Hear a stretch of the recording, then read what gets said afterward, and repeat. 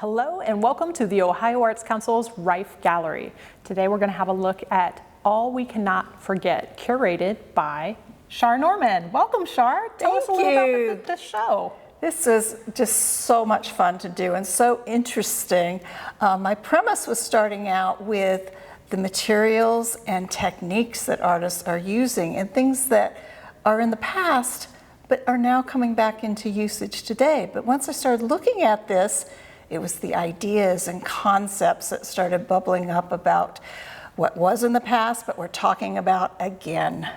Absolutely. So, Char, when you're thinking, you curate quite a lot, but when you were putting this show together, I noticed that you have an incredible diversity of material and concepts. Can you talk a little bit about that process? Like how'd you narrow into the artists that you chose and the works and approaches that you selected? Well, that's really difficult because there's so many talented artists and their work is fabulous.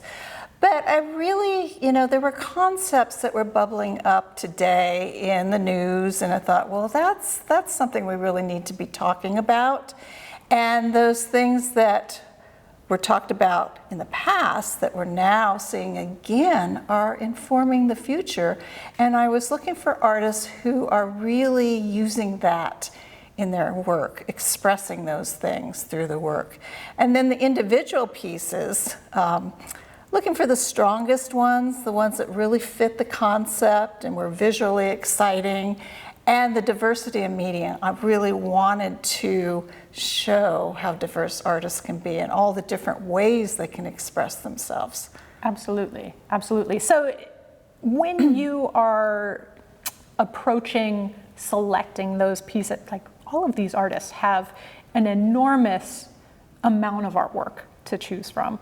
Tell us a little bit about when you're doing a studio visit, how you then narrow down, like what happens when you're thinking about an exhibition in its totality? How does that inform the way you select the work? Okay. Well, doing the studio visits, that's so interesting, and that's an exciting part of it.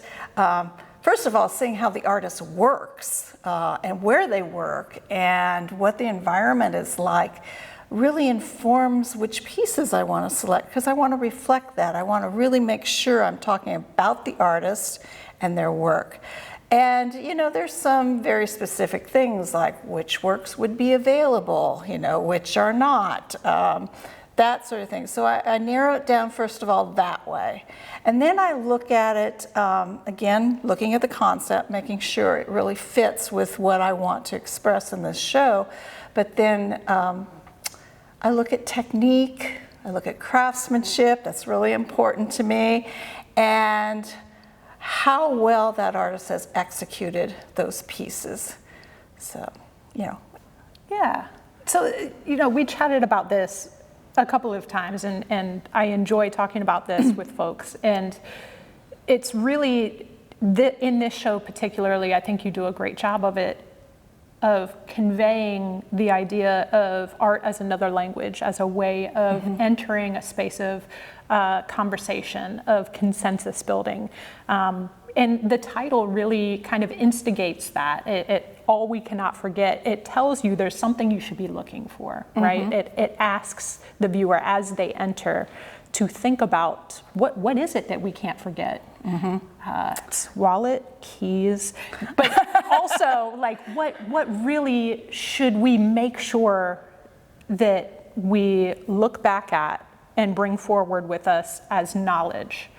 So as we're going through this exhibition, I'm excited for you to tell the audience like what were some kind of key elements. And you took the liberty as the curator to make sure that there were different access points. So there's some heavy subject matter and there's some levity as well. And that allows for all different kinds of folks to come in and have meaningful experience with the artwork. Is that fair? It is absolutely fair. Communication, I think, is key here. And it's not just communicating one artist to the audience, but the work has to talk to each other, too. Absolutely. And you're going to see that. Char will point out some kind of key ones where as a viewer, when you're navigating the space, how object association starts to come into play, whether it's visually through objects or color or concepts, and it's fun stuff. So we should probably get started talking about the artists. Great. Perhaps we can start right here with Elham. Tell us a little bit about Elham Biotti is a resident of Westerville. However, she grew up in Tehran, Iran. So she has that whole Persian background going for her. And that's what her work is about. It's about remembering her culture of where she was from and how that intersects with Western civilization. So her work is very layered, just like her history. She uses printmaking, painting, collage. She collages fabric and wallpaper on here, and then she'll draw right on top of that. And you'll see a lot of imagery in her work, the patterns from Iranian tiles, textiles, and then you see these figures of women and flowers, which represent women, and domestic things, because she's talking about the role of women in Iran and the role as she sees women in Western civilization. So it's very complex, and they're beautiful. The colors come from textiles in Iran, and the patterns, as I said. So it's really representing that multi-layered culture and manifesting that through her artwork. And that's a really great transition, talking about how folks exist in space and culture, and pulling us into Appalachia here. This is Kari Gunter-Seymour, who is a wonderful photographer, but she's also the poet laureate of Ohio. And talking about Appalachia, I was really struck by just the melancholy of this. This is things that are from the past, but we all have them in our childhoods. And it really made me nostalgic to look at some of these. And then the accompanying poems that go with it really bring that out. So you see some really pretty mundane everyday scenes, like children together, shelling peas, things that are pretty commonplace, but yet denote that simpler time, easier time, things that are from our past that we want to remember, and the feeling. And I think she really encapsulates that not only in the photographs, but in the poetry. And one thing I really like about her work is the way she has framed it in these patterns. These are patterns that I wore as a child. My grandmother's apron was made of. You know, it really makes me think of that past. And so you may hear kind of in the background, there's a piece that's activated in this space. And that pulls us right on over to Katie Mongoven. Tell us a little bit about Katie. Katie, another very interesting story. In her own words, she says that she was made for America, but she's Chinese in appearance. She was one of many children that were brought to America from China. And this talks about her experience of being adopted by Western parents. And it talks about the knowledge that she has of the adoption process in her background, but also the holes in that. She doesn't really know where she's from or what her birth parents were. So this talks about that, and she uses the indigo colors and the stitching to really depict what was in her background in China. And I love the way that you can see through this, and there's hints of what's behind, and that's how she's discovering who she is. And there are a couple more pieces over here. So there's this piece here that has an activation, a sound activation, activated by motion that plays into the work, which is an important piece of it. Char, you want to chat a bit about that? This, I think, is really interesting. You see Chinese characters on this. It's a woven piece, but you hear Katie's voice. And what this is about is she's trying to learn how to say her name in the Chinese dialect of her birth. And she spent many, many months. She says she never really perfected that, but that's what this is about, depicting, again, trying to find what your roots are and, you know, reconciling that with who you are today. Now, she's also done these beautiful embroideries, which really hark back to Chinese embroidery. You see the colors, the blue and the white, and the orange kumquats. That's really, you find that a lot in Chinese textiles. So she's, again, looking for her roots and layering that up. And I think this one on the end here is particularly poignant because the basic cloth in that is transparent. So you can see all the threads behind, again, depicting her background, that she doesn't really know what it is, but she's searching for that. So again, things we can't forget. She's trying to remember what her background is and find out who she is as a person. And so I think you did a really smart job of navigating the space. You know, the indigo is present, that blue and white that's so prominent in many ancient textiles and ceramics that is represented here, and then comes really naturally into Tony Williams' work. Yes. Now, Tony is a paper maker and also works with indigo a lot. He grows it and he processes it. First, I want to talk about the subject matter in these. He draws from his African ancestry. And so he's depicting enslaved people in the fields, mostly in South Carolina, in the cotton fields, picking cotton, and really how that all transpired in his past.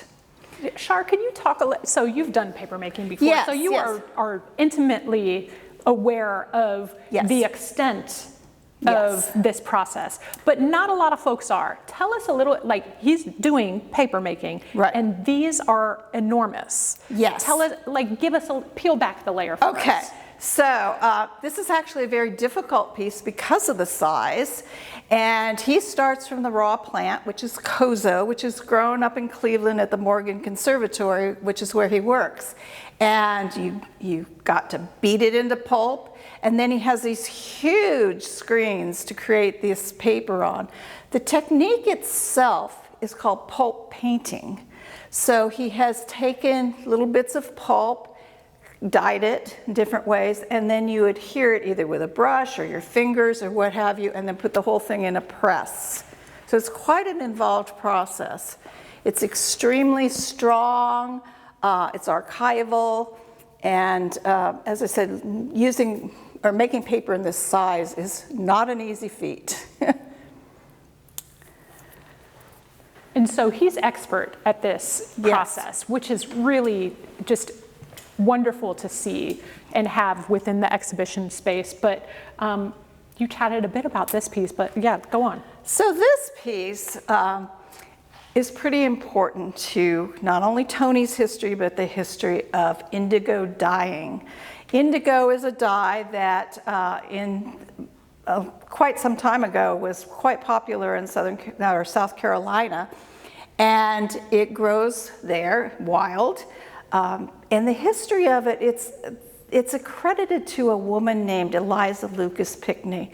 She's a white woman, plantation owner, and kept enslaved people. She took credit for the indigo industry, when in reality, it was the enslaved people brought in from Africa who had the expertise on how to grow indigo, how to process the dye, which is a huge process. It has to be fermented and all kinds of things, and then how to process the cloth. So he's talking about that, how beneath the layers of this woman is really the enslaved people.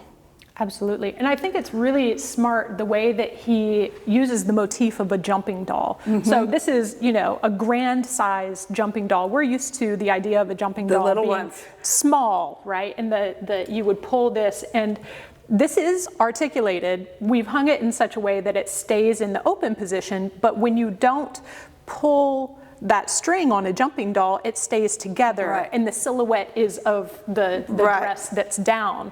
And so this is shown in the up position, and the truth is revealed in that, which I think is just so smart. I do too. I think this is a really powerful piece. All right. And so, you know, we come around and we have a couple other pieces that are really powerful, large, and impressive that Tony has done. So you got to come and have a look yourself. And very naturally around the corner, we have Elena's work, which is also all about natural paper and dyeing. Tell us about Elena. Elena is, she's a resident of Columbus area, but she was born in Mexico. So she's really, again, bringing in her roots. So this piece is a mate. A mate is bark paper, which is what we consider a proto-paper because it came before real paper. So she has researched that. She goes back to Mexico to obtain the paper and put it all together. But it's the dye that's really important. She used to use commercial dye. She was a painter, and then went to natural dyes for health reasons. And so she uses marigolds and things you can find in your garden. She uses a lot of cochineal. Cochineal is an interesting dye because it comes from a little insect. It gives you the reds and the pinks. Something I really like about this, and you might want to come a little bit closer and look, is you can see images that remind me of the bark of trees. And I think that's just really stunning.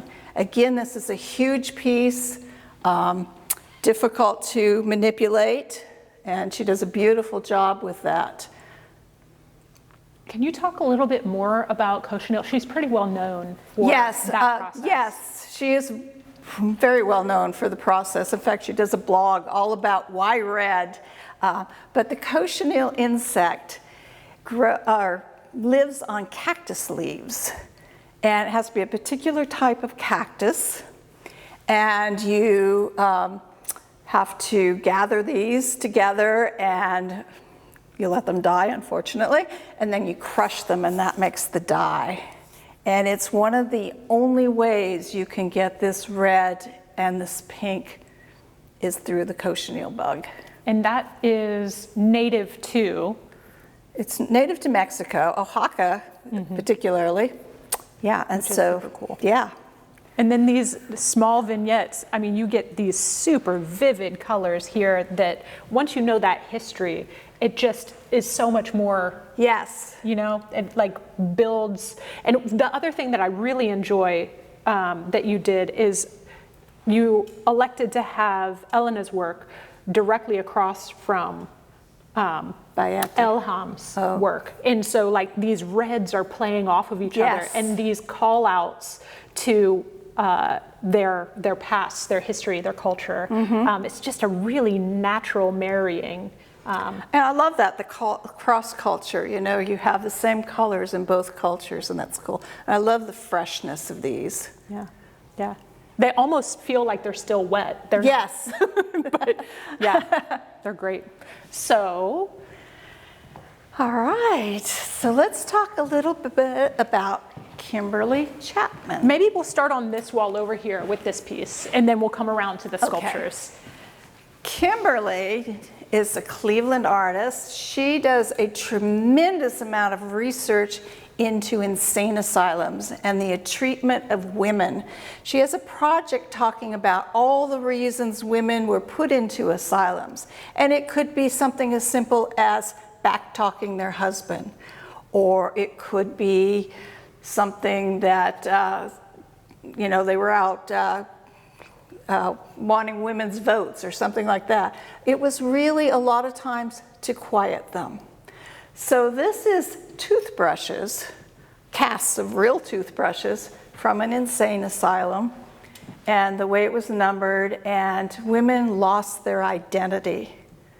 You know, they were all numbers. So there's a number on each toothbrush that corresponded to the patient in that asylum. Yeah, Kim talked about the fact that she learned that this is how, this is really how folks would receive their implements. Like Right. you would have it hung on a hook that you could go and based on your number, Right. grab your toothbrush, and you were given one toothbrush for all the time for that the you're whole there. time. So you can see how snaggly they are, and yeah, and it was also a way of keeping track of the women. You know, they were not allowed to hang on to that toothbrush. It had to go back up on that hook. All about control. And so let's come around to these other pieces here. These are all about control too. Masking women, keeping them quiet, keeping them under control so they can't see, they can't move around freely, and they can't talk. And again, that's abuse of women in these asylums and elsewhere. She also talks about sex trafficking and refugee women and their loss of control. I think it's really poignant that these are made from porcelain, which is a very delicate material, and yet the strength of the idea and these women are incredible. Kim does a phenomenal amount of research. She does indeed. If you ever have the chance to see her notebooks and notes on where she's gathering this information and how she's it's really, these pieces are impressive, but the research is really impressive really as is. well.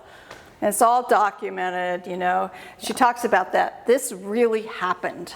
Yeah. Yeah. So this is another suite of women with masks to keep them quiet, but they also have straitjackets on, keep them under control. All right. We'll cross over the gallery here. This is Tariq Tarey. Tariq is both a photographer and a videographer. He's also the executive director of Refugee Services in Columbus. So he works with immigrants all the time. And his work here is all about the humanity. And if you look at these faces, you know, they can be very, very serious. They can denote troubles or happiness, but underneath, it's about the humanity. And again, something we cannot forget. We need to always think about that. I like these in that I really don't know where these people are from. And I don't want to know. I want to know them as humans, not as an immigrant. And I think he depicts that really, really well. He does such a great job of capturing the grandeur. To the beauty of the whole human. Exactly. All the pieces that come together. And I think a portion of that is the richness of that black and white photo. I was just going to say that. The black and white photography, I think, really adds to it. And I think this one, too, where he's left those borders, you can see that that is a photograph. It's a print, and it's so strong. And the dignity in these faces just really has captured me. Yeah. Yeah. So speaking of prints. Yes, we're going to see another type of printmaking, a little different from photography. And we're going to come over here and look at these. This is Taryn McMahon. She is a Cleveland artist. And these are called monotypes, which is a type of printmaking where you make one print from your plate. She's talking about environmental issues, and she really looks at rivers and streams and the beauty of the natural things in there, but layering on top the detritus of humans, the things that we've left in our streams, the things that, you know, trash that's there, but yet she presents that in such a beautiful way. You can see, you know, rock forms, but then you have an overlay of mesh or netting that's been left behind. So it's an environmental statement that she is making, and things that we really have to think about our environment. And so she's actually from Ravenna, Ohio, which is kind of near Cleveland, yes. but not quite Cleveland.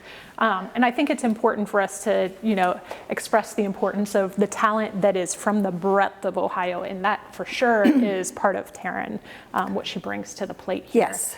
And so, as you were talking about the importance of the natural world overlaid by the impact of man-made, again, just a super smart relationship that we have here, just visually and conceptually, from Taryn's work to John's.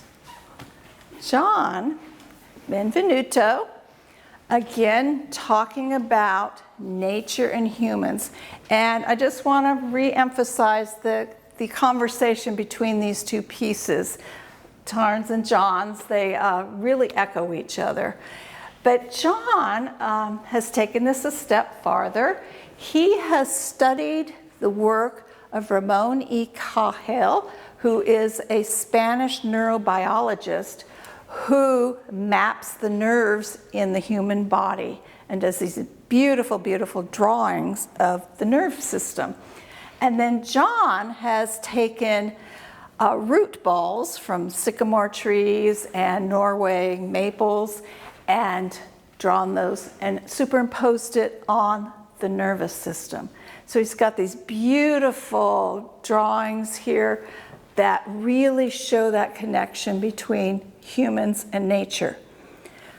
In the assemblage piece, he's done the same thing, only a little bit differently, where he's taken natural objects, root balls, seeds, different pieces of bark, encapsulated them in man-made nets, and then superimposed the nervous system on top of this. So again, you have that play of the human body with nature, and talking about how important that is, that we think about how we're related and how we're, it's a symbiotic relationship. Absolutely. Absolutely. Yeah, I think it's really smart. And that if you look at the line here, the line is also spoken about within the assembled piece. Yes. Like there's so much conversation there that's really beautiful.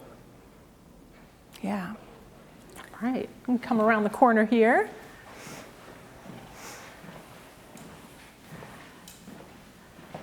So here I want to talk about Leigh Brooklyn. I think she is trying to empower women in different ways. And this is one of the whimsical pieces in the show to me. These are called love bombs. And it's really to give women the power over their relationships, the path that they're taking over their lives.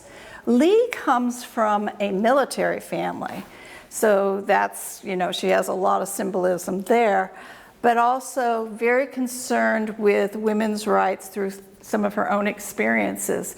So these, I love these. They're all different, and yet they're whimsical, they're fun, but there's an underlying reason there or concept. So and I think Leigh, she has multiple pieces, but I think she's one of the artists that really, it will be apparent to viewers when you talk about the importance of craftsmanship. Exactly. And talent. So you'll see in her drawings and painting, folks are really it's easy and readily visually able to identify this cross-hatching is incredible. Yes. You get close to it, yeah. Yeah, this piece just really struck me. Because of her ability as a draftswoman. And it is all graphite. From afar, you'd think it was a photograph, but it's beautifully rendered. And again, that care taken with the craftsmanship, and yet there's a concept there. Again, she's trying to create an army of strong women who can determine their own destiny. So this again draws from her military background and also her experience as a woman. This one, the painting, again, beautifully rendered.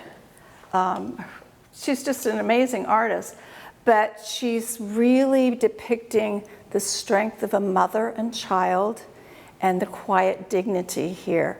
And something that we need to always think about is basic humanity.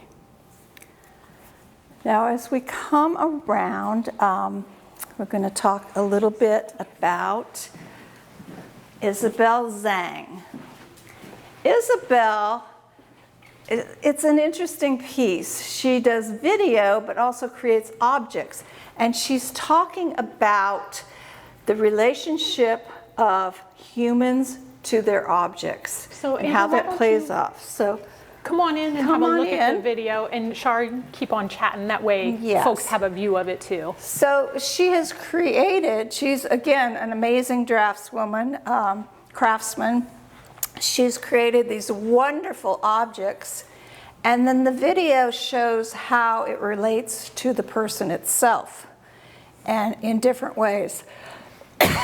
So she's talking about thinking about objects, what do they do for us, how do we relate to them, and things that, you know, are always part of our lives. What I love about Isabel's work, and we can come on out and continue chatting about it, Isabel's work, it has so many varied facets. So you're talking about incredible sculpture. Yes. That she's put together, as well as performance and videography. And, you know, so these really important concepts are all coming to fruition in a variety of approaches, material Right. approaches. So make sure you come and experience the full installation of that work. And so we're gonna end on Jessica. Come on over and have a look at Jessica's work. Jessica Pinsky is a weaver. She's also the founder and executive director of Praxis Fiber Workshop in the Cleveland area. When I first met Jessica, she was a very young mother of twins, which is a feat in and of itself. But then when I went back and talked to her and saw her weaving, she was talking about her children were older now, and she couldn't remember some of their earlier times. She couldn't remember, you know, what they looked like, what they said. So she brought out her phone camera and looked for pictures. And what she found was a series of blurred pictures that her children had taken. And the images really struck her as a way to think about the past, but also to translate into her weavings. So you see these very blurred images. It's like shadows kind of just wisping across your consciousness. And you know, you don't really know what it is, but you know it's your children. And of course, we never want to forget our children. She also, it's interesting the way she weaves. She uses traditional looms, but she also uses a loom called a TC2, which is a computerized loom. And that allows her to bring technology into a traditional craft form. Now, she deliberately leaves threads loose here, and she thinks of those as being able to pull them out, almost like pulling a memory out of your consciousness. So I think it's really smart for us to end here too. One, there's the tongue-in-cheek piece that if you get close to it, you may be able to pick it up in video, but it says, I can't remember anything. And you know, how many times have we chatted with new or continued parents about the importance of trying to gather all of that information and organize it, and how do you keep track of that? But I think there's a relationship too to the lived experience. Yes. So all we cannot forget is really asking us to think about what have we learned in our life. And, you know, perhaps we've had hard experiences that as we grow and age, we come away from those learnings and have to relearn it. I think that that's a portion of that, right? I would agree, yes. Yeah. And so I just think it's so smart to have, you know, works that speak to lived experience, that speak to historical experience, that speak to current experience Right. of like, oh, I can't remember that thing. Yeah, so ending on Jessica, I feel is really smart. But before we end it fully, talk a little bit about the community and the importance of community that really is displayed through not necessarily like seeing a piece, but the action of this artist. And tell us a little bit more. Well, you know, Jessica's a perfect example because she does run community programs through Praxis, and she invites the public in either to take a workshop and learn or just see what it's all about. But I think a lot of the artists in this show do the same thing. They are doing community art, they are sharing their art, and by doing that, they're sharing the concepts, you know, and that again harks back to that communication. Yeah. So. Absolutely. Yeah. So Char, as we're closing out this exhibition, when you're thinking about, as a curator, when you're imagining folks coming into this space, maybe their art's interested, maybe their art's curious, what is the most important thing that you want folks to come away with after seeing this exhibition? I would say reflection, because I really want people to reflect not just on the artwork, but more on those ideas and the concepts and what does this mean? How does this affect my life? And how am I going to go forward with this new knowledge? I love that. I love that. Thank you so much, Char, for your talent in bringing these artists together and highlighting the extraordinary talent that we have here in Ohio. So thank you, thank you, thank you. Absolutely. And big thank you to the Governor's Office, the Legislature, and the Ohio Arts Council's board, who supports the Ohio Arts Council, this great space, and of course, Ohio artists.